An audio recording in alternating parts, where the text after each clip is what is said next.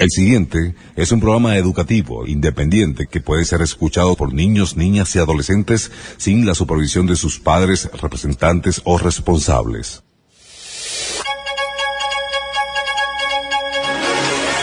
Respecto a la vida y a la muerte, acerca del bien y del mal, cuándo retener y cuándo soltar, consejo sabio y palabra oportuna. De Génesis hasta Apocalipsis. Respuestas que solo pueden ser halladas en la palabra infalible, la más poderosa arma para destrucción de fortalezas, de razonamientos altivos que se levantan contra el conocimiento pleno del único Dios, llevando cautivo todo pensamiento a la obediencia a Cristo Jesús. La Sociedad Bíblica Iberoamericana presenta Frente a la Biblia.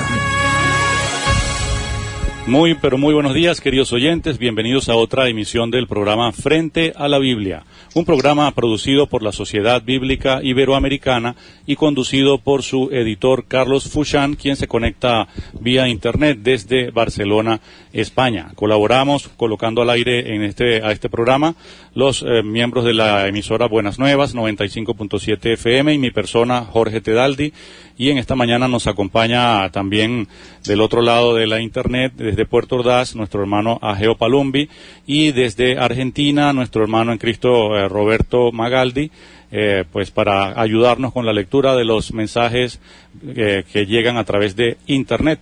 Este programa, además de ser transmitido por señal abierta, también es transmitido por la página de esta emisora, Buenas Nuevas 957fm.org, Buenas Nuevas 957fm.org, y es escuchado pues en diferentes países. Allí en esa página podemos saludar a Chris Larry Márquez, a Marlin, o a alguien que se identifica como invitado 9193, y Eliud Gómez. Además hay otros 4 personas conectadas que no han iniciado sesión en ese chat. También lo transmitimos a través de la página de la Sociedad Bíblica Iberoamericana, labiblia.org, labiblia.org. Allí también hay un chat y podemos saludar a los que ya han iniciado sesión: Miguel Maldonado, Nelcy Ávila, Mirta Rivas, Liana Fuchán, Jesús Homero, Nicauri Benítez, Oscar Chacón. Foro Bíblico aparece como registrado, no sé quién está manejando la cuenta Foro Bíblico en este momento. Patricia Vivar, Roberto Magaldi, Verónica Venegas, Janina Vera, Adriana Mercado, David Becher, Ángel Paredes. Además hay otras 7 personas conectadas a la página que no han iniciado sesión en el chat. Saludamos entonces para redimir el tiempo, dado que creo que ayer Carlos mencionó que retomábamos el formato de 1 hora, y entonces pasamos a saludar primeramente a nuestro hermano Ageo Palumbi, que está desde Puerto Ordaz. Buen día, hermano Ageo, Dios le bendiga, bienvenido. Muy buenos días para todos los escuchas, y estamos pues prestos para oír lo que Dios pues nos proporciona en este hermoso programa. Dios le bendiga a todos. Gracias. Igualmente un saludo para Roberto Magaldi. Buen día, Roberto, ¿cómo estás? Buen día para todos. Agradezco esta posibilidad al Señor para poder servir desde aquí, desde La Plata, a Buenos Aires, Argentina. Muy bien, y entonces le damos la palabra a Carlos Fuchán, a quien saludamos también, así como a todos, en el grato amor de Jesucristo. Buenos días en Venezuela, buenas tardes en España. Carlos, ¿cómo estás hoy? Muy buenos días para el continente americano a través de la emisora Buenas Nuevas y nuestra página web labiblia.org. Saludo cordialmente a todos a todo el panel de técnico allí en la emisora en la isla de Margarita, en Venezuela. Saludo a los hermanos que contribuyen con sus opiniones, que no necesariamente tienen que estar de acuerdo con los planteamientos que se hacen en este debate abierto de Frente a la Biblia, a nuestro querido hermano Ageo Palumbi, nuestro hermano Roberto Magaldi, nuestro hermano Alfredo Ferrés, y a todos los participantes, a cada uno de ellos que tú siempre Me gusta mucho esa idea de saludarlos particularmente, ¿no? Sean bienvenidos, pues, a este nuevo programa, último de la semana, Frente a la Biblia. Adelante, Jorge. Gracias, Carlos. Quería comenzar el programa analizando una preocupación general que hay entre los conocidos, allegados y también no conocidos por boca de terceros, frente a lo que se ha venido enseñando en estos últimos días, basándonos en la palabra de Dios respecto al diezmo, las ofrendas, la posición de los líderes o pastores frente a la iglesia, etcétera, que ha causado en algunos un shock fuerte, en otros un rechazo absoluto, en otros pues una incertidumbre. Hay personas que dicen estar confundidas, hay otras personas que dicen que estamos confundiendo.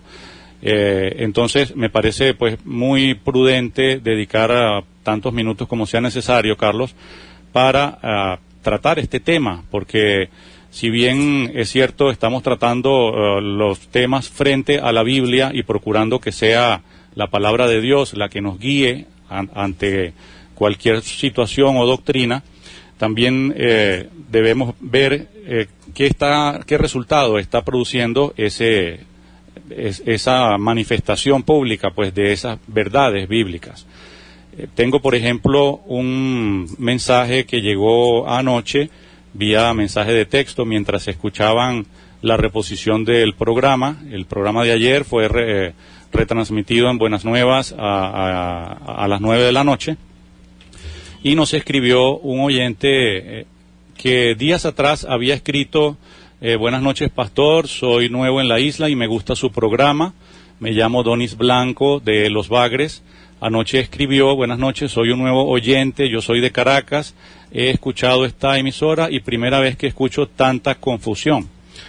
Entonces, así lo tomo él solamente como ejemplo, pero es una opinión bastante generalizada, que lo que hemos anunciado al aire, el trazado bíblico que hemos estado manejando, y entre otros temas, con el tema del diezmo, parece que ha generado confusión. Entonces, ¿qué nos puedes decir al respecto?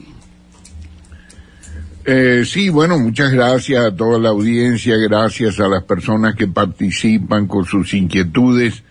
Nosotros, en Frente a la Biblia, lo que hacemos simplemente es llevar al oyente exactamente allí. Lo que ponemos es frente a la Biblia. Ahora, la Biblia explicamos y enseñamos cómo, cuando damos testimonio, mire, usted está de una manera directa o indirecta, le decimos, por ejemplo, a una persona que practica la religión católica romana, que si nos dice, bueno, pero yo ya fui bautizado cuando niño. Entonces nosotros le explicamos que ese bautismo pues no es válido, porque tiene que ser una persona adulta, que haya comprendido el acto de arrepentirse, que haya sentido esa nueva vida que da el Señor a través de su Espíritu Santo.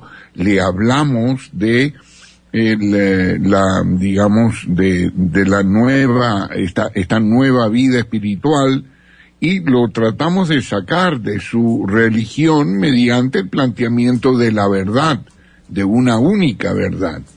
Entonces, nosotros no podemos, por ejemplo, no podemos decir que estamos creando confusión cuando decimos eso. Dime, cuando tú das testimonio de Jesucristo, cuando cualquiera da testimonio de Jesucristo y le explica verdaderamente, por ejemplo, que el sacerdocio no es para estar soltero, que el celibato produce una serie de tendencias hacia, primeramente hacia no ser fieles hacia ese juramento que se hace de ser célibe, y que la Biblia dice tal. Yo me acuerdo que me dijeron mis hermanos en la fe que me predicaron, me decían, mira, aquí está, ¿ves? Prohibirán casarse, y entonces la adoración a María, la idolatría, todas esas cosas me iban sacando de la confusión. Bueno, a mí no, porque yo era ateo, pero en el caso, por ejemplo, de mi esposa, que era católica, pues la fue sacando. Ahora, cuando la persona se convierte, entonces estaría muy mal decir qué clase de confusión me están trayendo, ¿verdad? No sé, quiero planteártelo desde ese punto de vista. Sí, por supuesto. Yo personalmente estoy claro. El problema es el resultado que vemos, ¿no? Que está produciendo. No, está bien, pero yo sé que tú estás claro, pero te estoy tomando como interlocutor para darle un poquito de agilidad al tema que estamos planteando, Jorge. Entonces, esto es lo mismo. Nosotros estamos, ¿qué cosa? Tratando de sacar a luz y traer frente a la Biblia a la deformación que ha sufrido durante estos últimos 500 años desde la Reforma hasta aquí, la llamada fe cristiana, que se ha convertido, que no ha podido sacudirse las tradiciones de la religión católica romana y que no ha alcanzado a restaurar, a restituir o a regresar a la fuente original de la iglesia primitiva. Se ha quedado como en el medio, ¿no? Entonces a esa, digamos, parte tibia, de esa reforma tibia que hicieron los reformadores, pues se han ido sumando una serie de nuevas, entre paréntesis, doctrinas tales como la mega iglesia, el ministerio profético apostólico, todas estas cuestiones que ya venían pues dando oportunidad a esos nuevos tipos de doctrina que son recientes. No le podemos adjudicar más de 50 años, 40 años, en 2000 años pues obviamente que eso es nada. Y cómo se ha ido deformando, se ha ido volviendo laxa la lectura de la Biblia. Las interpretaciones que hay son totalmente, digamos que obedecen a cuestiones especulativas, a opiniones personales, pero no están respaldadas por la Biblia misma. Entonces, esto ha sido en virtud de que el esquema de la iglesia primitiva no fue restituido en la Reforma mediante un clero que vivía exclusivamente de las cuestiones pues que daba el pueblo, ¿no? Entonces, los laicos. Entonces, esa división de clérigos y laicos, que en la iglesia católica son el cura o el sacerdote y el obispo y el cardenal y el papa, esa cuestión de alguna forma siguió presente en la Reforma protestante. Lo único que se sacó fue esa cuestión, importante de la idolatría, de la mediación de María, pero siguió el asunto en vez del cura fue el pastor. El púlpito, en vez de estar montado en una pared con una escalerita, pues lo pusieron en el altar, en el centro, y entonces la misa se convirtió en una especie de sermón o de culto evangélico, ¿no? Pero eso no es un reflejo fiel de lo que nos presenta la iglesia del Nuevo Pacto, la iglesia del libro de Hechos del Espíritu Santo. Entonces, nosotros no podemos aceptar que estamos creando confusión. Yo dije y he dicho que la confusión está actualmente donde las personas están. Porque, por ejemplo, cuando se crea un evangelio de la prosperidad, cuando se crea un evangelio de la prosperidad, esto está en franca contradicción con el evangelio de la Biblia, porque el evangelio de la Biblia es un evangelio donde nada le sale bien al creyente en esta vida, nada le sale bien, o muy pocas cosas, es transitorio, porque vive, y Pablo lo dice, es necesario que a través de muchas tribulaciones entremos en el reino de Dios. No porque con las tribulaciones vamos a comprar nuestra redención, no, es como un resultado de estar allí. Por eso dice, a vosotros no solamente os es concedido que creáis en Cristo, sino que padezcáis por Él. Es una concesión, tanto el creer como el padecer.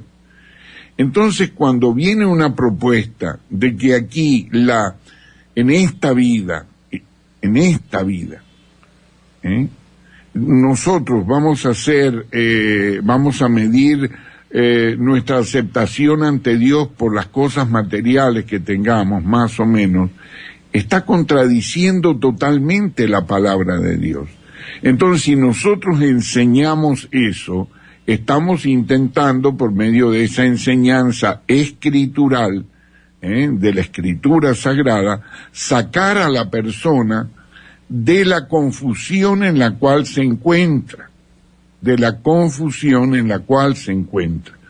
Si la persona dice estar confundida por lo que nosotros decimos, yo por lo menos entiendo que hay un endurecimiento de esa persona, que simplemente no quiere aceptar la palabra de Dios.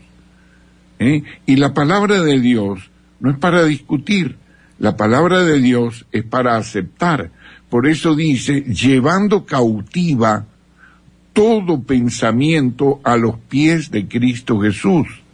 ¿Los pensamientos cuáles son? Pues las presuposiciones, las escalas de valores, lo que uno cree. Mire, le voy a hablar de una presuposición. En los evangelios está allí representado el reino de los cielos y quiénes van a formar parte de él y quiénes no forman parte de él. Entonces son los peces gordos, los peces buenos. Ustedes nunca han pensado en que un pez, cuando usted lo saca del agua, se muere.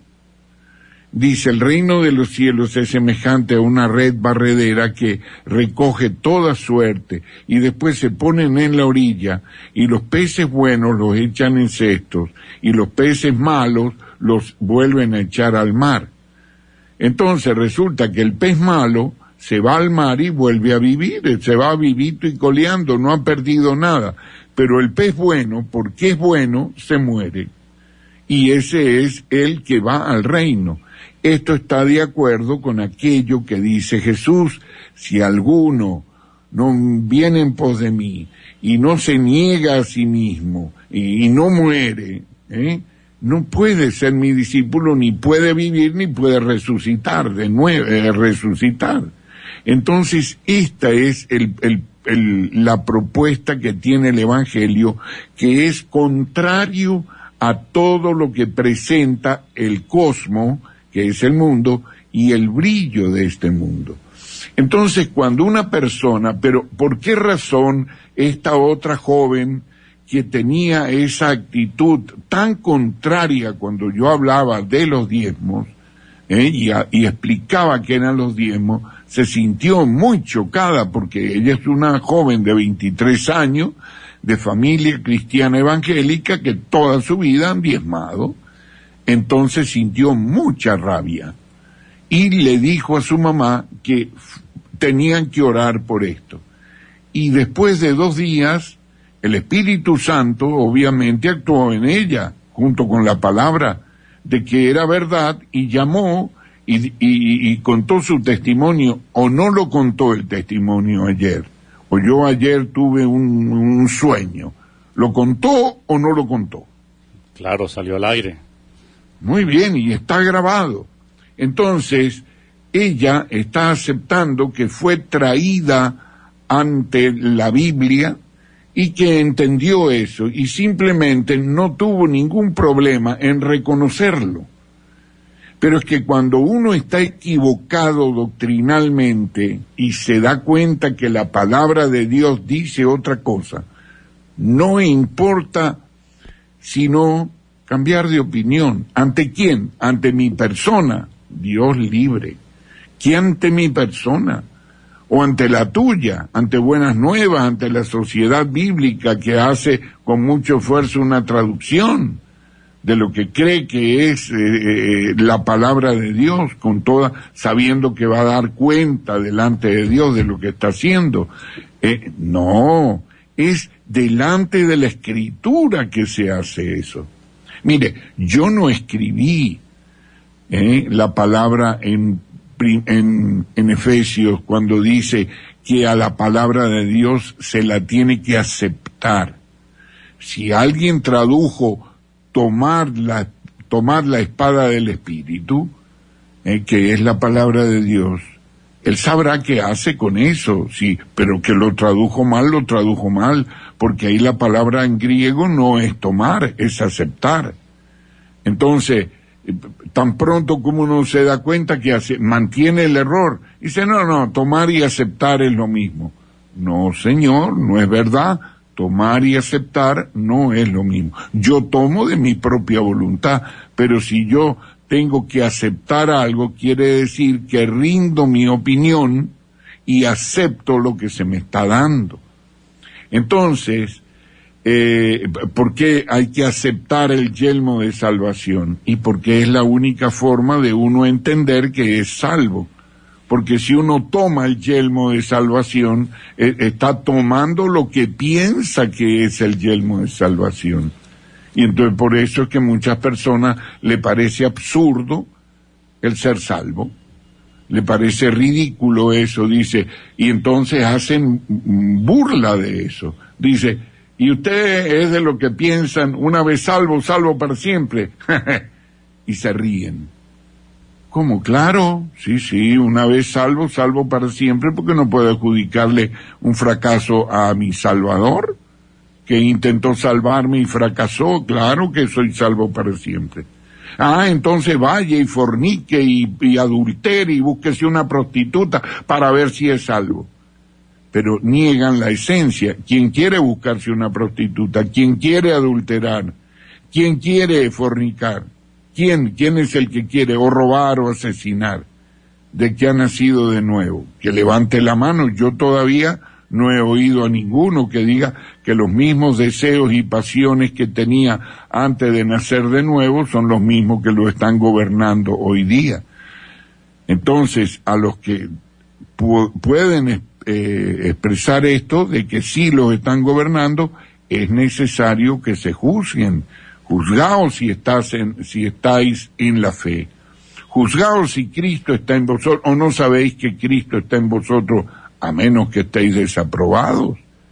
Entonces, estas cuestiones las plantea muy bien el apóstol Pablo en su epístola a los Romanos capítulo 8, que lamentablemente ha sido muy mal traducido porque han impuesto condicionales donde no existen los condicionales.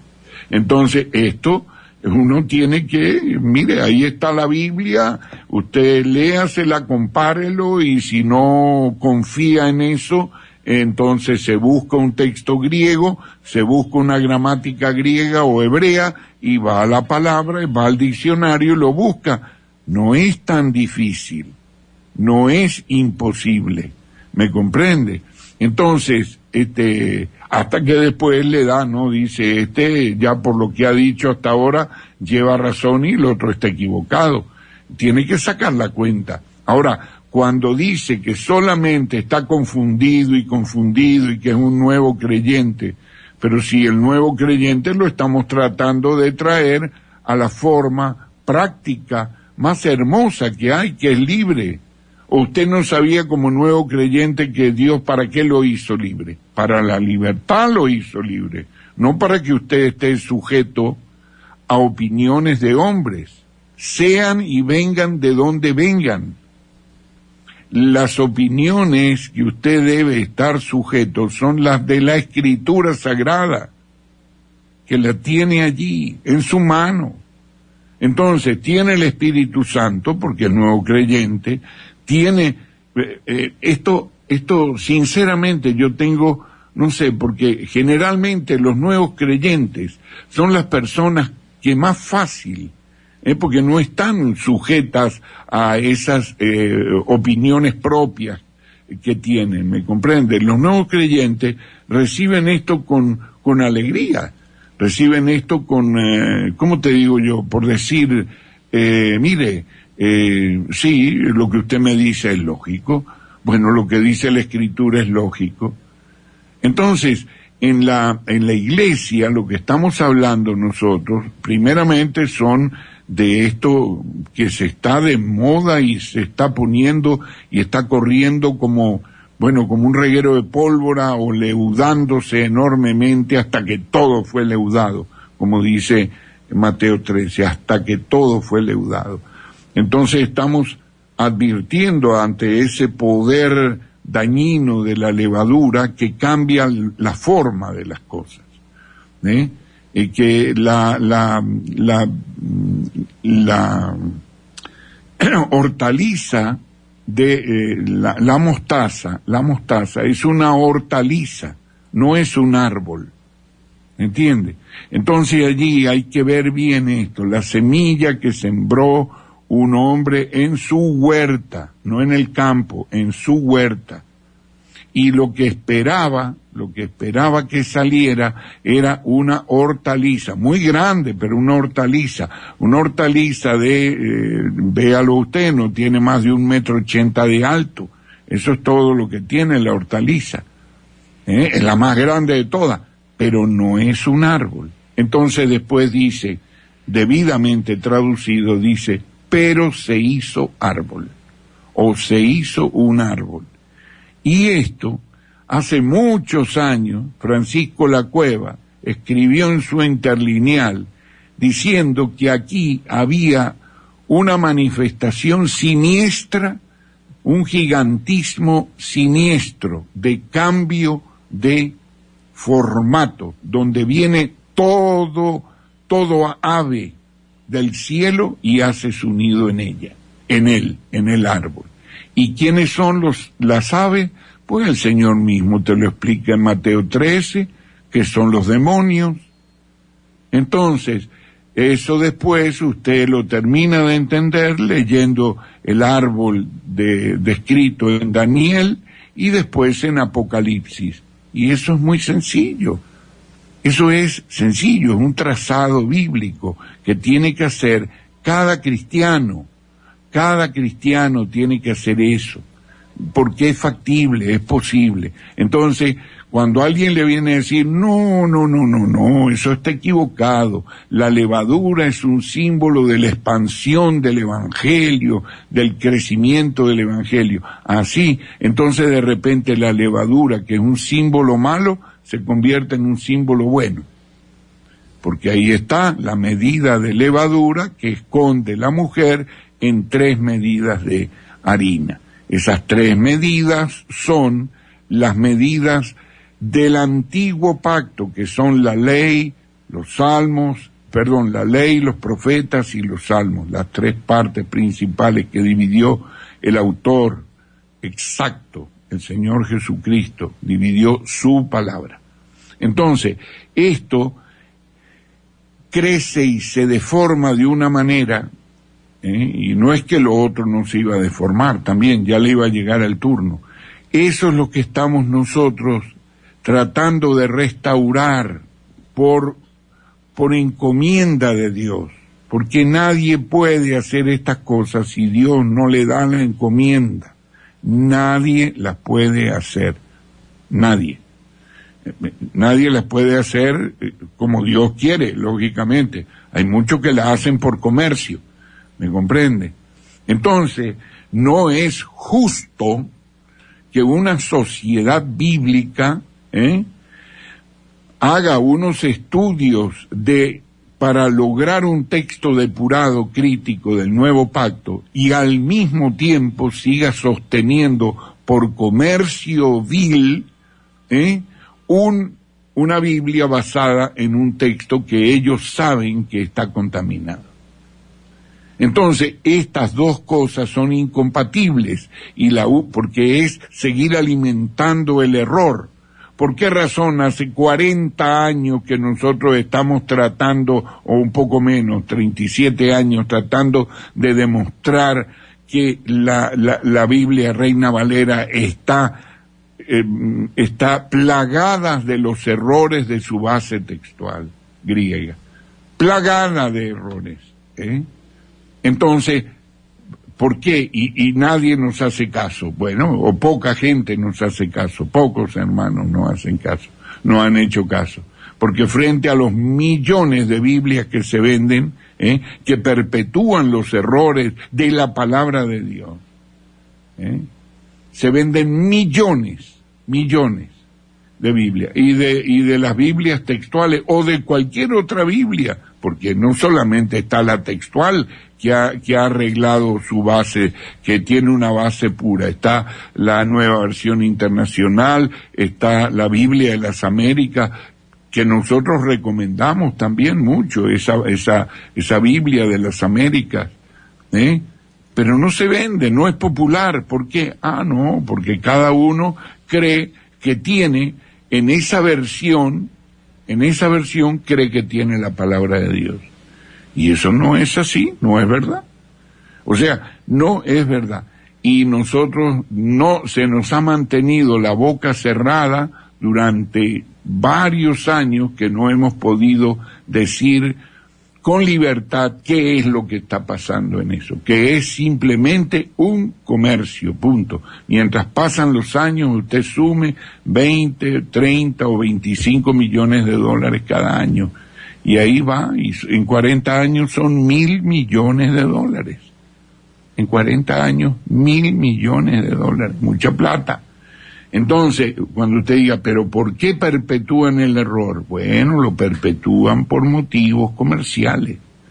Inclusive han sacado la amonestación de la Biblia de Casiodoro de Reina, donde él reconoce las limitaciones del texto y las limitaciones suyas como erudito para traducir.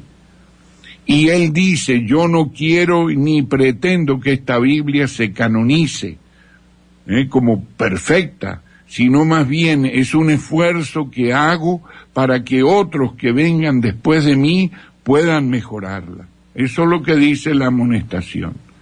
Y la han quitado porque no les conviene que se sepa la verdad. Nosotros, a través de Foro Bíblico, tratamos de contar la verdad del texto sagrado. ¿Cuál es nuestro beneficio? Pues nuestro beneficio, les aseguro que aquí en la tierra ninguno, excepto dar a conocer la verdad. Digo, beneficio económico, ninguno.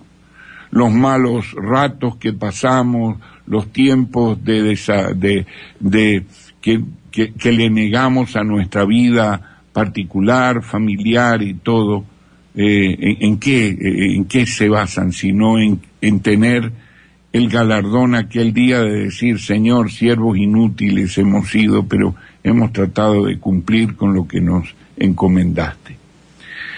Y el Señor irá dando testimonio de estas cosas, porque el Señor sí quiere actuar con su iglesia.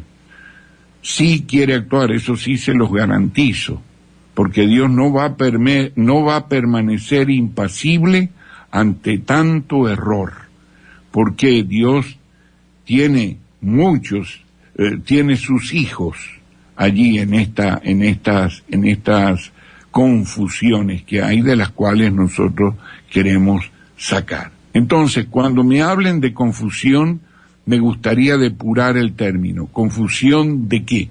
¿Tiene confusión porque se le dijo la verdad? Mire, lo voy a repetir y no me cansaré de repetirlo cada día hasta que pueda penetrar en la mente y el corazón de todos.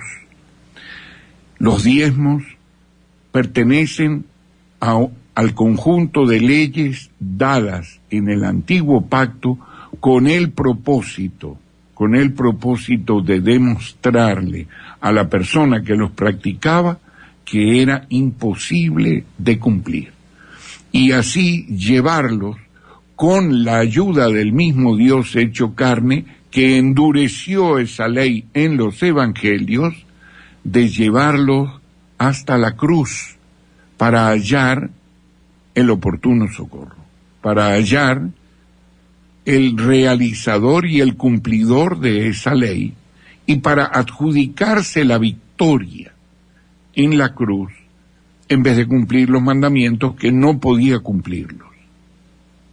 Uno de ellos es el diezmo, otro es el guardar el sábado, otro es la circuncisión. Bueno, y hay muchos. Les he prometido hacer una lista extensa, ojalá que pueda ser exhaustiva. Voy a buscar cuando tenga tiempo estas 613 normas y mandamientos que hay, que puso Dios en su ley, para que se den cuenta que el diezmo, tanto el que lo exige y amenaza con el dedo una cuestión que no sabe, que está alterado el texto hebreo, donde dice maldito soy con maldición, tiene que saber que eso no lo dijo ni está registrado en el texto, sino en la voz pasiva que dice me habéis maldecido con maldición. Alguien me pidió un texto, bueno, ahí lo tiene, en Malaquías.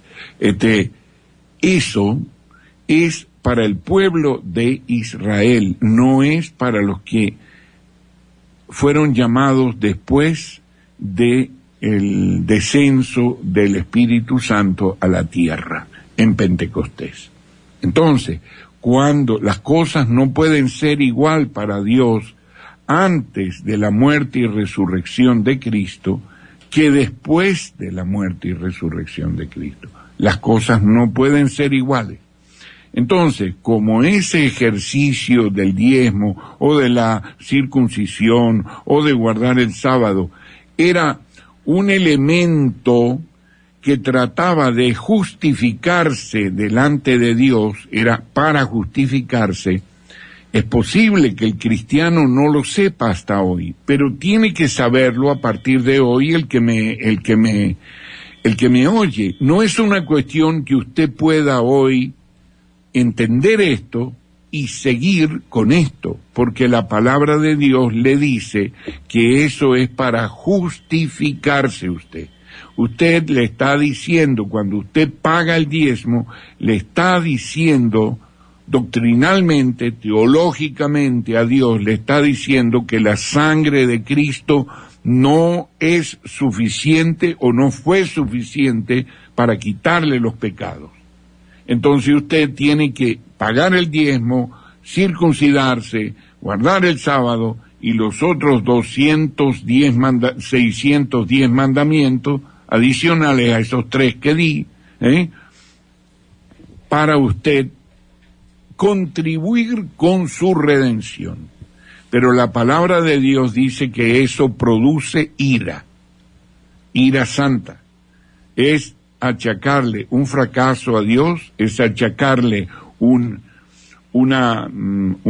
falta en su plan de redención, que falta algo, que eso ayuda. Entonces, esto es una cuestión muy grave dentro de la doctrina. Y por eso nosotros estamos tratando de decir que en vez de exigir y de pagar los diezmos, hay una alternativa que es la alternativa santa, justa, pura, que el apóstol Pablo nos enseña en sus epístolas, 1 y 2 de Corintios. 1 de Corintios 16, 1, 2 y 2 de Corintios capítulos 8 y 9. Entonces, si usted quiere entrar dentro de esa justicia por la fe, entonces tanto los pastores, los dirigentes, como los santos que ofrendan, porque esa ofrenda es para los santos, no es para los apóstoles, no es para los pastores solamente. Entonces, es verdad que el que vive del Evangelio tiene derecho a comer del Evangelio, no hay ningún problema con eso, estamos de acuerdo, pero tiene que haber ciertas restricciones en ese vivir del Evangelio. Vivir del Evangelio no quiere decir sacar una plata de esa allí para comprarse un teléfono celular digital o una cosa de esa. No es para comprarse, no es para mandar a los hijos a la universidad, No, especialmente cuando la congregación, seguramente que alguien habrá que tenga un ritmo de vida bien humilde, con escasos recursos. Entonces, yo diría, ¿de cuál el Señor quiere que tomemos ejemplo? ¿Del que más tiene de los santos o del que menos tiene de los santos? Vamos a ver, vamos a hacer un examen práctico de esto. Vamos a suponer que alguien en la congregación más o menos se calcula que gana 10.000 y otro en esa misma congregación que gana 1.000. Muy bien, ¿cuánto debería ser la ofrenda para el pastor? ¿10.000 o 1.000? Ustedes saquen la cuenta y díganmelo a mí, a ver. Entonces, claro que tiene que ser, teniendo sustento y abrigo, estemos contentos con eso, y esto debe ser una realidad en todos nosotros. Por eso es que hay veces que vale la pena también trabajar y decir, bueno, pero esto es un trabajo, Dios me está bendiciendo este trabajo, entonces puedo mandar a los muchachos a la universidad, puedo hacer esto, puedo hacer el otro, y puedo ofrendar también. Entonces, siempre dentro de los límites que nos plantea la propia palabra de Dios. El apóstol Pablo no les decía, ¿a quién les decía? A los ministros, no les decía a los santos en Hechos 20, léanlo ustedes, léanlo allí y mediten.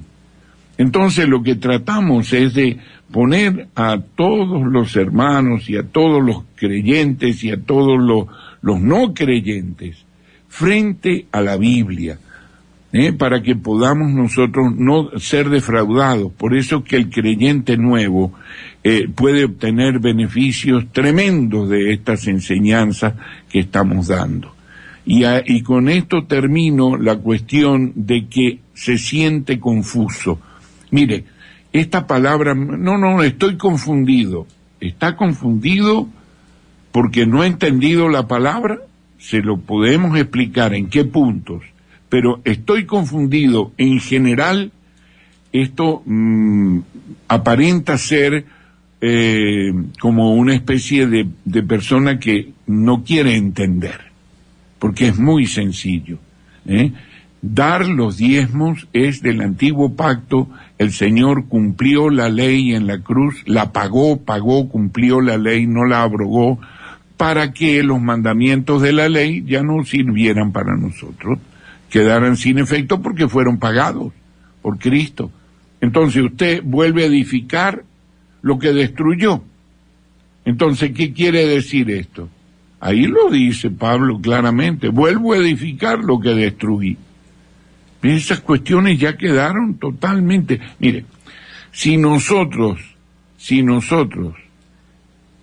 esperamos en Cristo en esta vida solamente, somos los hombres más dignos de conmiseración de todos los hombres. Pero ahora, dice Pablo, Cristo ha resucitado, primicia de los que durmieron es hecho. Entonces, en ese Cristo resucitado y en esa estancia en el cielo, en la casa de mi Padre muchas moradas hay. Voy pues a preparar morada para vosotros, para que donde yo estoy, vosotros también estéis. Entonces, esto es muy importante. Nuestra mirada tiene que estar en el cielo. Y la doctrina por ejemplo, me refiero ahora tangencialmente, la doctrina de la prosperidad nos quiere mantener en esta tierra. De allí el peligro de la doctrina de la prosperidad. ¿Saben quién era uno que predicaba la doctrina de la prosperidad? Herodes. Los herodianos planteaban la cuestión de la esperanza aquí, y entonces quitaban la esperanza mesiánica del pueblo de Israel. La quitaban, así como las zorras quitaban los frutos ahí, que lo dice en el Cantar de los Cantares. Dice, cazadnos las zorras, le dice el Señor y la Iglesia, ¿no? el esposo y la esposa, dice, cazadnos las zorras que echan a perder las vides, porque salían unas zorritas muy pequeñas y en un momento acababan con toda la expectativa de que la vid diera su fruto, porque lo quitaban ahí en un momento, se quedaban sin fruto la vid. Entonces por eso Jesús le dijo, decid a aquella zorra, y lo llamó zorra. ¿Por qué? Porque quitabas los frutos de la esperanza mesiánica. Esa es la interpretación. Entonces, este asunto de la prosperidad te hace bajar la cabeza de los cielos a la tierra para que veas tu porción terrenal aquí, lo que hizo Lot. Mientras Abraham posiblemente estaba mirando al cielo y le dijo, escoge donde tú quieras. A la derecha, yo voy a la izquierda, y si tú vas a la izquierda, yo voy a la derecha. ¿Por qué dijo eso Abraham? Porque tenía puesta la mirada en una ciudad que no tiene fundamento. Por eso que vivía en tiendas él, junto con Isaac y Jacob, porque tenían la esperanza de irse de aquí, de este planeta. Por eso es. Entonces, fíjense ustedes, Lot bajó la cabeza, miró, dijo, déjame ver esto es como el huerto de Elohim, qué bueno que es esto, pero no se fijó que ese huerto lo llevaba a Sodoma y a Gomorra. Claro, nunca entró, gracias a Dios, pero fue poniendo sus tiendas y fue acercándose hacia Sodoma y hacia Gomorra. Nosotros tenemos que tener cuidado de quitar la vista del cielo. No podemos bajar la vista a la tierra, porque nuestra esperanza está en el cielo, y lo que pasa con el pueblo de Dios hoy día, con la iglesia del Señor, es que está muy poco nutrido, está desnutrido en la esperanza del cielo. Díganme, ¿qué saben ustedes del cielo? ¿Saben todo lo que deben saber? ¿Cuántas veces al día meditan y anhelan el cuerpo de gloria? ¿Cuántas veces? No, porque están preocupados a ver que el Señor le tiene que cambiar el caucho a los carros, o que le tiene que proveer un carro que esté más nuevo, o que tenga un color bonito, o una tal, o la casa, o el trabajo, o esto, el otro. El 90% de las peticiones o más se resumen y se dirigen hacia cuestiones terrenales, bien sean de dinero, económica o de salud. Yo no digo que no haya que pedirlas, sí hay que pedirlas, cómo no, pero nos ocupa un tiempo precioso que debemos nosotros fijarnos en la venida del Señor. Fíjense, por ejemplo, me han criticado en una forma inmisericordia porque digo que la venida del Señor está próxima, que ando contando los días y ando contando los años. Díganme una cosa, ¿ustedes saben cuántas veces aparece en la Biblia la palabra años, meses, semanas y días? 3.600 veces aparece, ¿me comprende? Sí, 3.600 veces. Ustedes sabían, por ejemplo, que la edad que tenía Jacob cuando se fue para Padán Aram era de 40 años y estuvo 20 años allá. Y entonces 20 años, 7 años no empezó a engendrar hijos, y de los 7 años menos 20, 13 años engendró los 12 hijos. O sea, 11 hijos y una hija. Y eso, o sea que ya cuando salió tenía 58 y José tenía 2 años. Y que si hace la cuenta, entonces se da cuenta que por un lado hay una cuenta que le da X número de años, y por la otra cuenta faltan 33 años en esas dos cuentas. Qué raro, ¿verdad? Que falte la edad del Señor en en Jacob como representante del pueblo de Israel. Qué raro. Bueno, y así por delante, entonces me acusan de eso, pero ¿en qué se basa la acusación? En que el Señor dijo, el día y la hora nadie la sabe sino mi Padre que está en los cielos, ni aun el Hijo la sabe. ¿De qué? De cuestiones que no tienen que ver con el arrebatamiento de la iglesia. Analicen bien eso. ¿Quién le pregunta y qué le pregunta? ¿Restaurarás el reino a Israel en este tiempo? Bueno, eso sí lo puede saber solamente Dios, que se ha reservado eso. Pero a mí lo que me importa como hijo de Dios, y a ustedes lo que le debería importar, es que ustedes deben saber que aquel día no nos tomará de sorpresa, porque no estamos en tinieblas. Aquel día, le dice Pablo a los tesalonicenses, y después le dice, ¿no os acordáis que yo os hablaba de esto cuando estaba con vosotros? Entonces, esto nosotros, hay cosas que Dios nos da y debemos saber qué nos da Dios. ¿Por qué? Porque Jesús dijo, ya no os llamo más esclavos, porque el esclavo no sabe lo que hace su Señor, pero os llamo amigos, porque el amigo sí sabe lo que hace su Señor. El Hijo sí sabe lo que hace su Padre Celestial. El Hijo. El esclavo no le tiene por qué dar cuenta de nada. Pero el Hijo, claro que sabe. Mire lo que le dijo Dios a sí mismo. Encubriré yo todas estas cosas, habiendo de ser Abraham padre de mucha gente y tal. Lo lee usted en Génesis. El otro día nuestro hermano Ageo nos trajo una preciosa cita de Génesis que dice, dentro de 7 días voy a abrir las ventanas de los cielos, le dijo Dios a Noé. Bueno, déjenme decirle algo, nosotros somos mucho más que Noé, mucho más.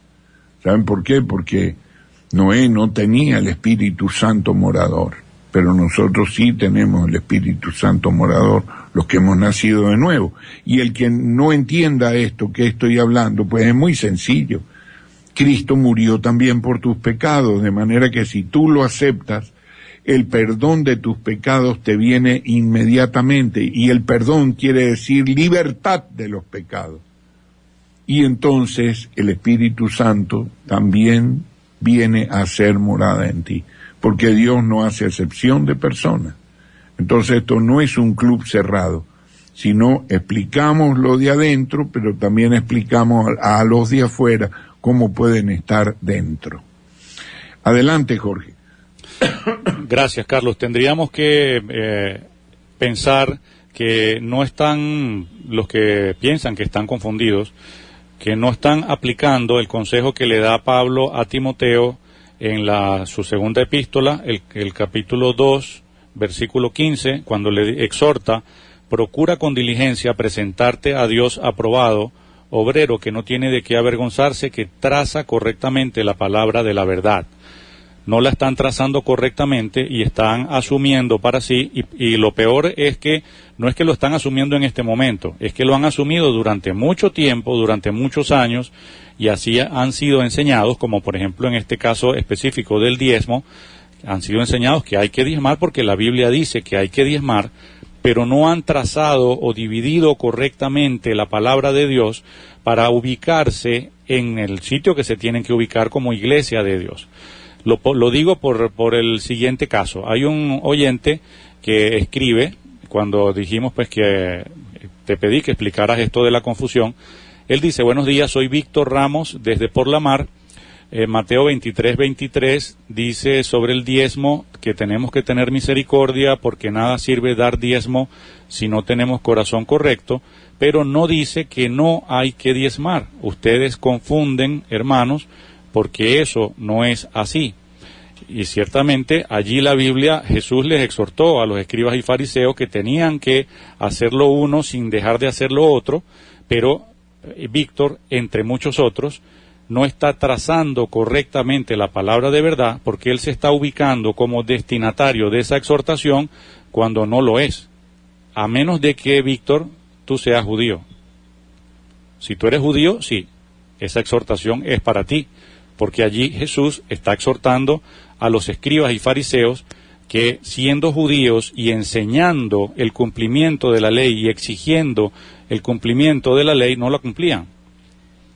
Entonces, pienso que el problema de la confusión que ellos dicen que se está generando es porque vienen siendo enseñados desde años atrás por los que pues tienen la responsabilidad de enseñar la palabra de Dios, vienen siendo mal enseñados a mal trazar la palabra de Dios, a mal ubicarse en la palabra de Dios, y entonces están sumiendo para sí cosas que no son para sí.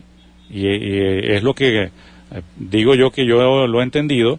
Muchos no lo entienden porque ellos abren su Biblia y les enseñan Mateo 23:23 y dicen, es verdad, aquí dice que hay que diezmar, pero no están ubicándose, trazando correctamente la palabra de Dios para saber dónde está la iglesia de Dios y dónde está Israel.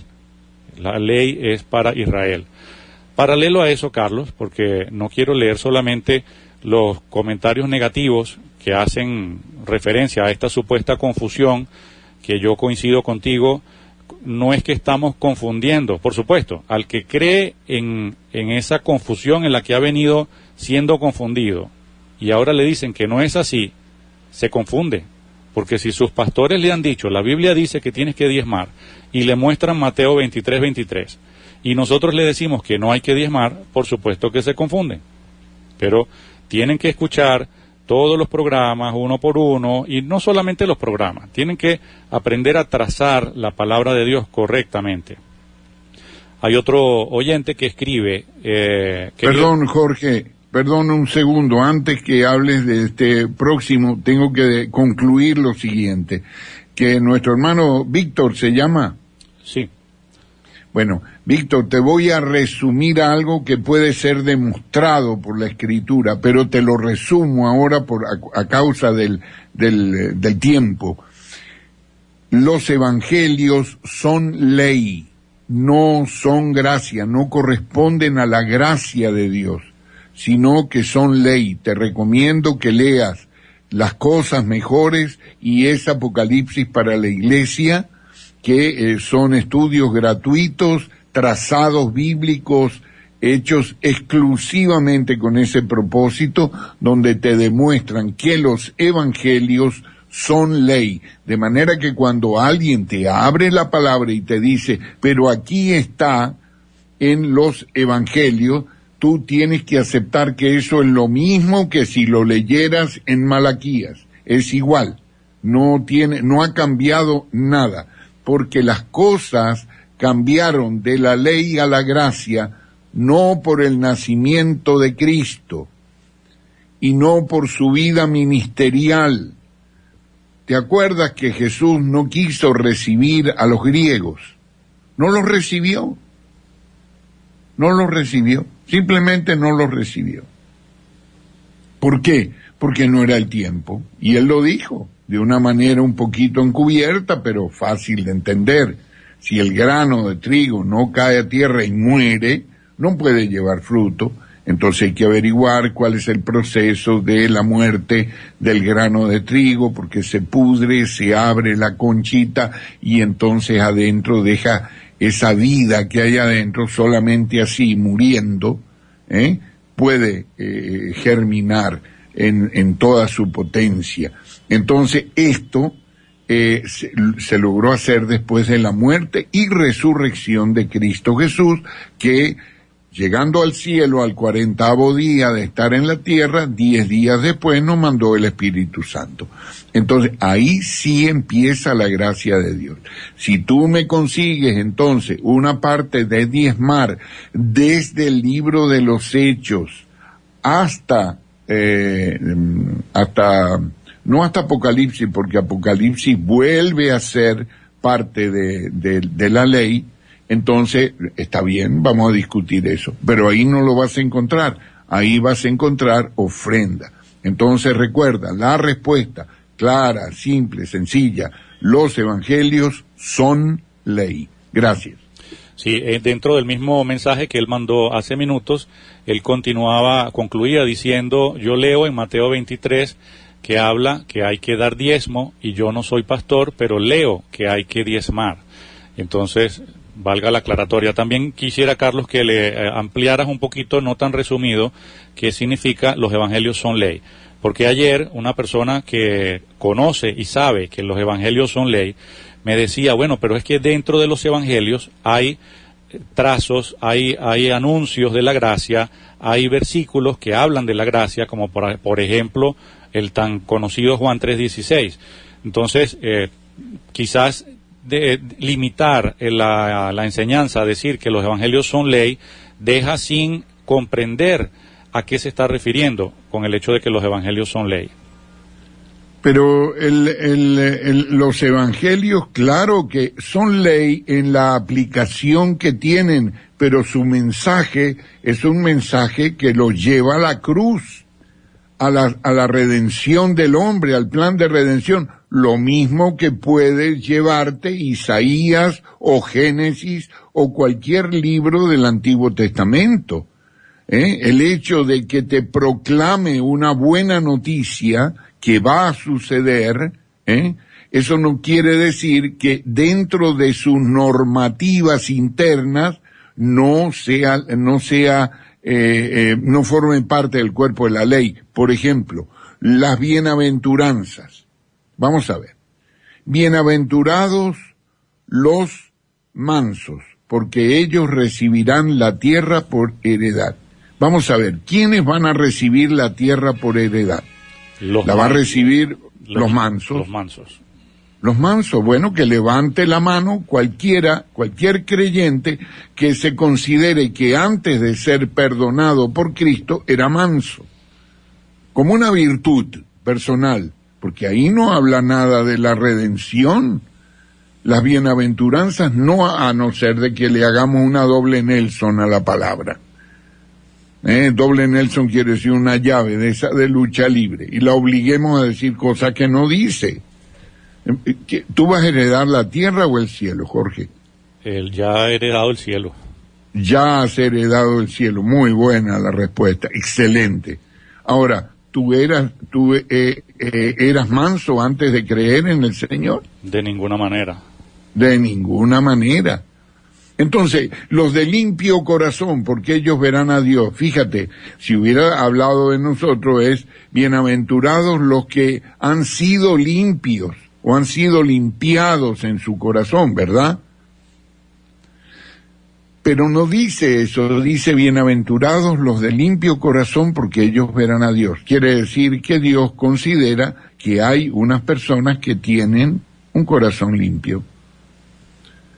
Naturalmente. Ahora, que tienen que ser perfeccionados por la sangre de Cristo y la obra de Cristo en la cruz, también ellos. Sí, claro que sí, eso lo explica Pablo en la epístola a los Romanos, capítulo 2. Claro que sí. El Señor termina los espíritus de los justos hechos perfectos. Eso es la iglesia de los primogénitos, no la iglesia de Dios. Entonces, tenemos que sentarnos y entender ciertas cosas, de que la Biblia no está, y es el mismo Dios. Obvio que uno tiene que esperar similitud en algunas cosas, porque se trata del mismo Espíritu Santo que habla la palabra, es lógico. Pero una cosa es ya ser redimido y perfeccionado y santificado, que otra que tiene que luchar para hacerlo. Son dos cosas diferentes. Pero aquí hay muchos detalles que pudiéramos hablar. Es extenso esto, extenso, pero vale la pena que lo hagamos, dediquemos un programa, bajemos ese Apocalipsis para la iglesia y nos vamos en pública, nos damos la tarea pública de explicarlo, ¿cómo no? Es un tema maravilloso. Adelante. Carlos, ¿puedo hacer un aporte, por favor? Por supuesto, adelante, Roberto. A mí se me ocurre hacer un aporte, algo que prácticamente no se menciona nunca, y hay un acontecimiento que marca un antes y un después, que es el momento en el que se rasga el velo del templo. En ese momento es como que se da vuelta la página y nos encontramos en nuestra situación actual. O sea que a partir de ese momento la ley queda atrás. Comienza el nuevo pacto. Y yo creo que esto es algo que puede ayudar a muchos a entender esto, que muchos no pueden entender. Lamentablemente, todas las prédicas que se han ido dando hasta ahora infunden el miedo. Hay pastores que siguen predicando que Deuteronomio es para los cristianos. Hay pastores que siguen predicando la maldición de la ley para los cristianos. Y los cristianos lo aceptan porque no han entendido esto, que en el momento que se rasgó el velo del templo, la ley quedó atrás y nos encontramos en el nuevo pacto. Creo que, bueno, eso es lo que yo interpreto. No sé si podrá ser un aporte que pueda servir de alguna manera para que muchos puedan tener un nuevo entendimiento. Roberto, excelente ejemplo has puesto, porque determina una acción, determina el momento, y no hay mejor que esa, ¿eh? El velo, que es su carne, fue rota para que haya una entrada franca, una entrada libre hacia el lugar santísimo. ¿Y cómo fue roto el velo? De arriba a abajo, no de abajo arriba. Dios rompió el velo que impedía la entrada. Pero ¿cuándo lo hizo? ¡Ay! Ya sé cuándo lo hizo, Roberto. Los ángeles bajaron. ¿Te acuerdas cuando los ángeles bajaron? Y para cantar gloria a Dios en las alturas y en la tierra paz entre los hombres de su elección. ¿Te acuerdas de esa parte? Sí, me acuerdo, claro. Ah, perfecto. Bueno, ahí fue que se rasgó el velo, ¿verdad? Claro. Ahí se rasgó el velo cuando cantaron los ángeles. En el momento, claro, justo, y el velo se rasga justamente en el momento que Cristo muere, eso es lo que dice la palabra. Y en ese momento... Perdón, pero no es en el momento que Cristo nace. No. Lo que pasa, disculpa, Carlos, estaba atendiendo notas que me emergían acá en la pantalla y claro. no estuve muy atento. No, es que estoy hablando en un altísimo tono irónico, para que se me entienda, ¿no? Sí. Entonces, fíjate tú, qué bien, el velo se rasga al final de los evangelios. ¿Ves por qué los evangelios son ley?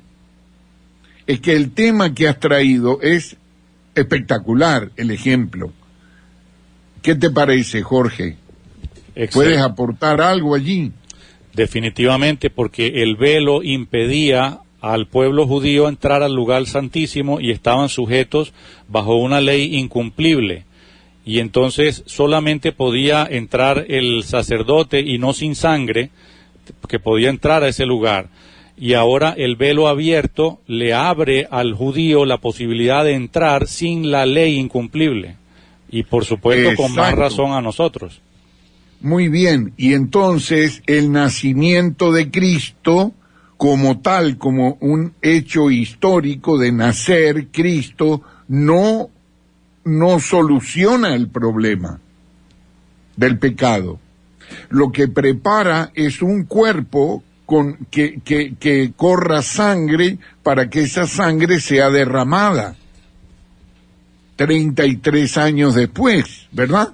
Perdón, Carlos, perdóname que te interrumpa. Hay un oyente que tiene bastantes minutos esperando en línea en el teléfono y no lo he podido poner al aire por el desarrollo del tema. Si nos dices, por favor, tu nombre, apellido y lugar de donde nos llama, estás en el aire.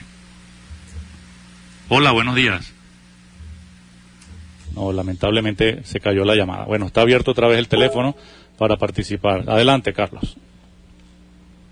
Bueno, no, entonces decía que es un excelente ejemplo que nos ha traído Roberto cuando nos señala que el velo del templo fue rasgado de arriba a abajo, pero esto sucede en el momento en que Jesús expira, ¿verdad? Hasta lo podríamos buscar. Muy bien, vamos a buscarlo. No sé si mientras lo buscamos, Roberto, tengas algún mensaje que leer, por ahí alguno de los aportes de los oyentes. No he visto nada que realmente pueda contribuir por ahora con lo que se está hablando. Yo sí vi algunos, por ejemplo, vamos a ver, Miguel Ángel Maldonado: todo creyente debe acercarse a la Biblia con espíritu contrito, corazón hecho a leña y con mansedumbre y reverencia, con una fe sencilla, limpios del mundanal lodo de las filosofías humanas. También él mismo dice: un consejo en el amor del Señor a los pastores es escudriñar las Escrituras y luego pedir perdón por exigir algo que no le toca a la Iglesia de Cristo. No somos judíos, somos una manada pequeña, libre y sin cargas de hombres. Las de Cristo, las cargas de Cristo no son gravosas. Vamos a ver. También sí. Exactamente aquí, Jorge, lo encontré en Mateo 27, 50-51. Entonces Jesús, clamando otra vez a gran voz, entregó el Espíritu, y he aquí el velo del santuario se rasgó en dos, de arriba abajo, y la tierra fue sacudida, y las rocas fueron partidas. Es una cuestión exacta, al expirar se rompe el velo, ya está, ya fue pagada la culpa. Entonces se abre ese camino nuevo, pero se abre al final de los evangelios, no al principio de los evangelios. Entonces aquí todo es un corto camino de 50 días de preparación a la gracia de Dios que se efectúa en Pentecostés, 50 días más tarde. Eso es todo. Entonces, pero si esto está muy claro, muy claro, muy claro, el que no lo quiera ver es porque yo no sé por qué razón, por antipatía, no sé. No encuentro palabras yo para definir por qué razón no se quiere ver que la gracia de Dios empieza a partir del derramamiento del Espíritu Santo y todas las glorias que vendrían tras ellas, que son por pura gracia. Eso es todo, ya somos salvos. Entonces, esto es una cuestión que, no sé, mira, hay una cuestión también que yo debo decir. En la medida que haya temor en el corazón de las personas con la ignorancia tienen temor. Y entonces, al tener temor, son más manejables como masas, porque no alcanzan a entender, entonces no pueden discernir, no pueden juzgar por sí mismas. Y esto es muy importante porque Dios no quiere que nadie juzgue por ti ni por mí, sino que nosotros juzguemos todas las cosas personalmente. No solamente en el nuevo pacto y en la gracia, sino también en el antiguo pacto. Mira, hay unas partes preciosas allí de la ley de Dios y cómo tenían que ejercitarla cada miembro de la comunidad de Israel. Cada uno, era una cuestión personal, no era una cuestión colectiva. Si alguien veía haciendo una cuestión que era incorrecta, tenía la obligación, el mandato directo de Dios, y le decía a Dios, no te desentenderás de estas cosas, sino que las averiguarás con diligencia. Y entonces, después que hayas investigado todo, si la persona está rompiendo la ley o ha roto la ley, entonces te remitirás al sacerdote, y el sacerdote y contigo, y tomarán a esa persona y lo apedrearás. O sea, y después quemarás todas las cuestiones de su casa. No se podía desentender, no podía decir, porque dice, si estuvieras de paso en otra ciudad que no es la tuya. Dice, no te puedes desentender porque seas de Benjamín y estés en las regiones de Dan. No. Te tienes que ahí mismo tomar tu responsabilidad. Entonces, estas cuestiones es lo mismo. Tú no puedes juzgar por el pensamiento de otra persona. Tú tienes que juzgar por tu propio juicio conforme a la Escritura y con la guía del Espíritu Santo. Si tienes algo que no entiendes completamente después de leerlo con la Escritura, ve delante de Dios o antes, delante de Dios en oración y pídele que quieres entender su palabra, pero que quieres entender verdaderamente su palabra, no como la dice uno o como la dice otro. Entonces, yo no sé qué hay de malo en esto de hacer este llamamiento a todos, a los pastores, para que no pierdan su tiempo también, para que no sean sin fruto. ¿Cuál es el problema? de dejar del asunto del diezmo y enseñar acerca de la ofrenda voluntaria y alegre. ¿Cuál es el problema? Ninguno. Y si ha cometido errores, pues se arrepiente delante de Dios. O que es alguien tan perfecto y tan que no puede equivocarse. Pero claro que puede y debe, o sea, no equivocarse, debe equivocarse, sino que si se equivoca, debe arrepentirse. Eso es todo, y dejar de hacerlo, y ya. Pero eso de la escritura, de eso de la ofrenda y del diezmo, Jorge, es una pequeña parte de los problemas que tiene la iglesia actualmente, la iglesia profesante. Es uno de los problemas.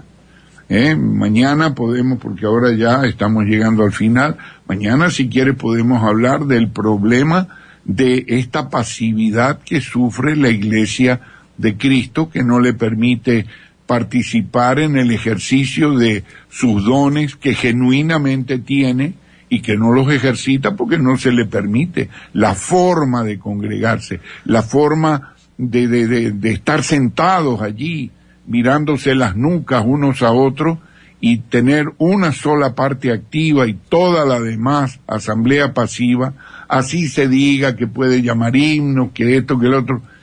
Hermano, si no participa de los dones, está fuera de la palabra, de la voluntad perfecta. Entonces, esto es otra cosa que deberemos hablar en estos días futuros, porque es la más importante, quizá más importante que el asunto de la ofrenda. Adelante. Ok, también tenemos pendiente, Carlos, analizar desde el punto de vista bíblico la figura o ministerio del obispo, ministro, anciano, pastor, maestro y otros ministerios pues que menciona la Biblia.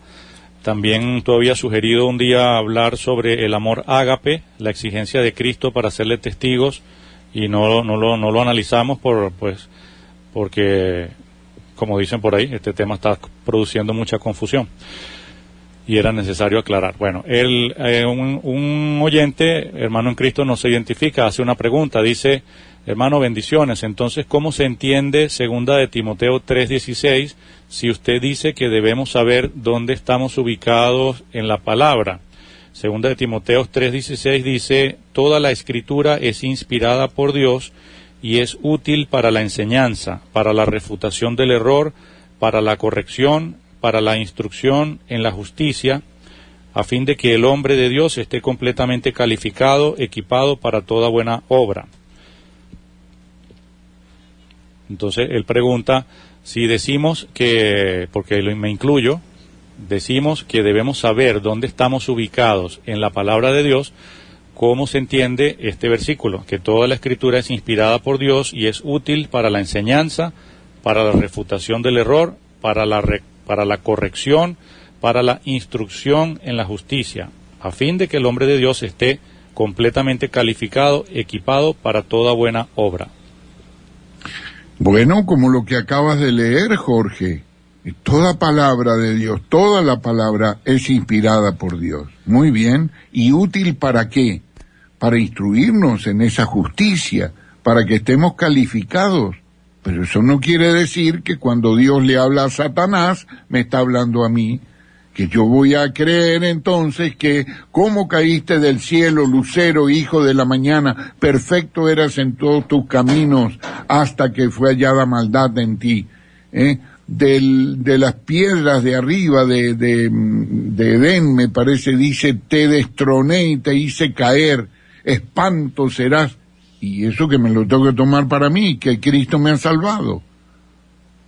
No, lo que tengo que decir, mira lo que le pasó a Satanás por la soberbia, ¿no? Mira tú lo que le pasó, o sea que hay que tener cuidado con eso de creerse infalible y creerse perfecto y todo eso, ¿no? La maldad de ser independiente, pero eso no quita el hecho que Cristo te haya salvado y que tú no seas Satanás, por favor. Pero esto es una cuestión de ¿cómo te digo yo? Bueno, no sé cómo calificarlo de verdad. Dice Pablo, las cosas que sucedieron al pueblo de Israel le sucedieron y están escritas para amonestarnos a nosotros, los que hemos alcanzado el final de los tiempos. Pero eso no quiere decir que nosotros estemos en el desierto y que estemos llevando el tabernáculo de Moloch y la estrella de esa que hizo Salomón, ¿cómo se llama? La estrella esa de 6 puntas que hizo Salomón de los ídolos y todo eso. Bueno, no me acuerdo ahora cómo se llamaba ese Dios. Pero claro, lógicamente que yo puedo estar creyendo que estoy haciendo la obra del Señor y estoy haciendo la obra de mi carne. Eso es lo que me dice, pero yo no me puedo poner literalmente en ese asunto. Entonces, Cristo, bueno, si lo espiritualizamos, entonces Cristo por demás murió y entonces ya yo no soy salvo, porque es lo mismo, porque me manda a decir que me cuide en el otro lado. Yo creo que esto, el consejo que Pablo le da a Timoteo es simplemente vuélvelo a leer para que veas. El de trazar correctamente. No, el otro, porque la palabra de Dios... Toda la escritura es inspirada por Dios y es útil para la enseñanza, para la refutación del error, para la corrección, para la instrucción en la justicia, a fin de que el hombre de Dios esté completamente calificado, equipado para toda buena obra.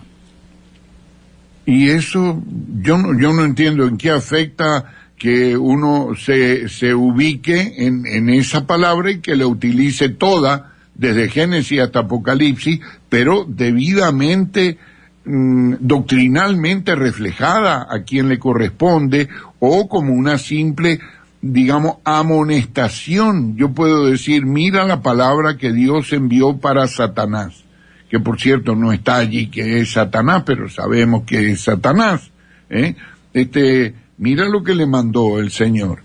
Entonces eso, oye, como quien dice, pongamos nuestras barbas en remojo, cuidado con las cuestiones, pero Dios en ninguna parte de la gracia nos va a decir que nosotros somos como Satanás y que somos el hijo de perdición. Por favor, eso es una cuestión de sentido común.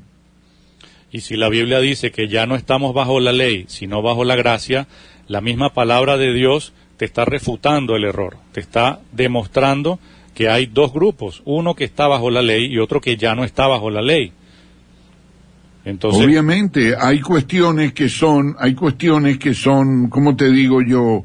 Que son generales para amonestar lo que dice, lo que acabas de leer, para instruir en justicia, para todas esas cosas, y hay otras que son totalmente, forman parte de un lenguaje que identifica los distintos grupos, operaciones, ministerios, o dones, manifestaciones, bien sea del Padre, del Hijo o del Espíritu Santo. Entonces, por ejemplo, esto que Romanos 3:30, por ejemplo, que se me viene ahora a la mente. ¿Qué quiere decir Romanos 3:30? Romanos 3:30. Vamos a leerlo. Sí. Romanos 3:30 dice: ya que hay un solo Dios, el cual declarará justos a los circuncisos a base de fe, y por medio de la fe a los incircuncisos. ¿Ustedes notan que hay dos grupos ahí o no? ¿O ven igual? Hay dos grupos, los circuncisos y dos maneras de declarar justo. No solamente hay dos grupos, sino dos maneras diferentes de declararlos justos. Exacto. Uno es a los circuncisos, o sea, a los judíos, los declara justos ¿cómo? A base de fe. A base de fe. Esto es cuando tú lees en los evangelios, por ejemplo, porque la palabra fe no aparece en el antiguo pacto, cuando en los evangelios hallará fe el Hijo del Hombre cuando venga a la tierra, todo eso, bueno, entonces espera hallar fe, una fe propia, que no es de él, sino que es propia de la persona que va a recibir los beneficios de la fe, de su fe, no de la fe dada por Cristo. Entonces, a base de esa fe, le dice Jesús al ciego, y pensemos en el ciego que es judío, ¿tú crees que yo puedo hacer eso? Sí, creo. Bueno, conforme a tu fe te sea hecho. ¿A la fe de quién? ¿De Jesús o del ciego? ¿Me estás preguntando a mí? Sí, claro. Repíteme la pregunta, por favor, que estaba leyendo mensaje en ese momento. Ok. Cuando Jesús va a sanar al ciego en los evangelios, le dice, el ciego le pide que lo sane, que vea, maestro, que vea, Señor. Muy bien. ¿Crees tú que yo puedo hacer esto? Y fue por su fe, la fe de él. Le dice Jesús, ¿crees tú que yo puedo hacer esto? El ciego le dice, sí, Señor, creo. Entonces Jesús le dice, muy bien, conforme a tu fe te sea hecho. Yo te pregunté, ¿la fe de quién? De él, del ciego. Del ciego, exacto, la fe del ciego. Bueno, entonces vete ahora a Efesios capítulo 2, versículo 8. Porque por gracia habéis sido salvados por medio de la fe, y esto no es de vosotros, es el don de Dios. Ve, eso es una cuestión que nos separa en la adjudicación de la fe o en la forma que Dios utiliza la fe para el pueblo de Israel, a quien se manifestó durante 2 milenios anterior, y para nosotros, a quien no se había manifestado. Entonces a nosotros no nos puede exigir fe, porque Él no se manifestó. Como dijo el Señor, os moveré a celos con un pueblo que no es pueblo, me manifestaré a los que no preguntaban por mí. Entonces le da allí el don de fe necesario para creer, porque no lo tienen. Y Dios, que es justo, pues no puede exigirlo. Entonces nos lo da como don a nosotros, pero lo exige a aquellos ante quienes se fue manifestando por 2000 años, desde los tiempos de Abraham, ¿sí? Entonces esas cuestiones sí tienen que atenderse debidamente, pero eso no es una generalización. Toda la palabra es para eso, para lo que dice Timoteo. Pero Pablo a Timoteo, pero no toda la palabra define doctrinas dispensacionales, no todas, algunas sí y otras no. Así es. Hay un oyente que dice, y voy a sumar este mensaje, esta pregunta que él hace, con un comentario que me hiciera pues un hermano conocido, no menciono su nombre porque él no me pidió que dijera esto al aire, sin embargo, es una preocupación que he escuchado de varios. Y lo quiero traer a colación, sumándolo a este mensaje que acabamos de recibir vía texto, ¿no? Él me dijo que si sería acaso posible que durante estos 2000 años Dios no fue capaz de enseñar y corregir a su pueblo en la doctrina y permitió que durante tanto tiempo se enseñara que hay que diezmar, entre otros tantos errores de la iglesia, y que por qué ahora entonces es que Dios está sacando a luz la verdad, porque no lo hizo antes. Este oyente que está escribiendo vía mensaje de texto escribe: Dios les bendiga. Si el Espíritu Santo le reveló a usted que el diezmo no se puede dar porque es ley, entonces ¿por qué el Espíritu Santo no le revela a los pastores que exigen el diezmo que no se puede dar? Porque a mí el Espíritu Santo no me reveló que no hay que dar el diezmo. Yo entendí eso y lo puse y lo entendí desde que lo puse en práctica. Lo que yo he entendido, a diferencia de otros que no lo han entendido, es posible que Dios nunca ha dicho una cosa que no dijera en su palabra. Entonces, y no siempre, yo he estado mucho equivocado y he sufrido y he llorado mucho hasta que me decidí obedecer a la Escritura. Entonces, cuando decidí obedecer a la Escritura plenamente y no atenerme a opiniones ajenas, por muy queridas que sean o que fueran, y muy apreciados y todo, no transijo con eso, con nadie de mi familia, con ninguno de mis hermanos amigos y con ningún hermano, ni con ningún erudito, no transijo. O sea, lo que está escrito, escrito está. Es posible que sea más o menos difícil de entender. Y ahí se acabaron, bueno, no se acabaron todos mis problemas, pero sí se acabaron la mayoría de mis problemas. Pero que tú me digas, hermano, que hace 2000 años que Dios se le olvidó de eso, no, hace 2000 años que esa palabra que te he leído está escrita. Lo que pasa que no la cumplimos. Y eso no quiere decir que no haya una iglesia escondida, una iglesia auténtica que no la esté cumpliendo hoy día. Hay miles de personas, pero hay cientos de miles de personas. Yo les ruego que aquí me digan ustedes cuántos de ustedes se han sentido sorprendidos por la idea de que no hay que pagar los diezmos. Vamos a ver, o ya lo sabían de antes. El hecho que tú no lo supieras no quiere decir que haya miles de hermanos que no lo sepan. Lo que pasa es que hay algunos que lo saben y no lo ponen por práctica. Otros que no saben la gravedad que eso reviste. Y otros, pues simplemente que lo saben, pero no creen conveniente salirse de eso porque representa la seguridad de su existencia física, pues. Representa estar tranquilo, tener unas entradas, digamos, relativamente buenas, en fin, todo eso. Ya me dirás tú cómo hacen una iglesia para llegar a ganar, ¿no? En los países del norte, donde la moneda es fuerte, 10, 12, 15 mil dólares mensuales cada pastor. Pero ¿cómo es posible eso? Y tienen vacaciones y gastos le pagan por andar por millas para recibir para ir a visitar a las ovejas y todo eso. Perdóname, eso me parece una locura a mí. Entonces, a lo mejor a ellos no les interesa cambiar el sistema de diezmo, porque tienen una iglesia de 100 personas, cada persona gana 1,000, y entonces son 100,000 mensuales, dan 10,000, y bueno, el pastor con 10,000 pues vive bien. Esa es la cuenta. Entonces, yo digo que en la Biblia siempre ha estado eso. El asunto es el caso que tú le haces a la Biblia.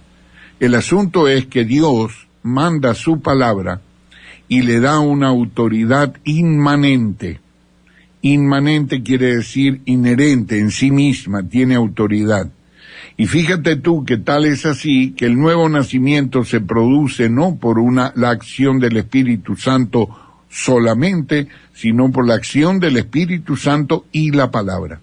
Entonces, depende del mucho o del poco caso, de la poca atención que nosotros le hagamos a la Escritura y la pongamos por obra inmediatamente. Si la ponemos por obra inmediatamente, ciertamente seremos bendecidos, porque son los fundamentos de la fe, los fundamentos. Ahora, si no lo ponemos por obra, Dios no tiene la culpa, créeme, ni se le ha olvidado al Espíritu Santo, ni a mí me está guiando un espíritu que no es el Espíritu Santo. No, si lo que quiere es suponer que yo de repente me doy cuenta de eso, bueno, porque no me di cuenta antes, porque no le puse atención, pero la Biblia está escrita ahí desde hace 6,000 años. 6,000 años está escrita, primero en las tablillas en cuneiforme, después en el papiro en paleo hebreo, después le cambiaron para el hebreo cuadrado arameo, después le pusieron las vocales, después vino el griego y después las traducciones. Y eso está ahí todo, lo que yo te leí de Malaquías y de todo esto del velo rasgado y que los evangelios se deduce que son ley. Eso hace no solamente 2,000 años, hace 4,000 años que está ahí. O sea que son más de 2,000, son 4,000 y unas partes 6,000 años. Vamos a ver, dice, muchas veces se lee lo que...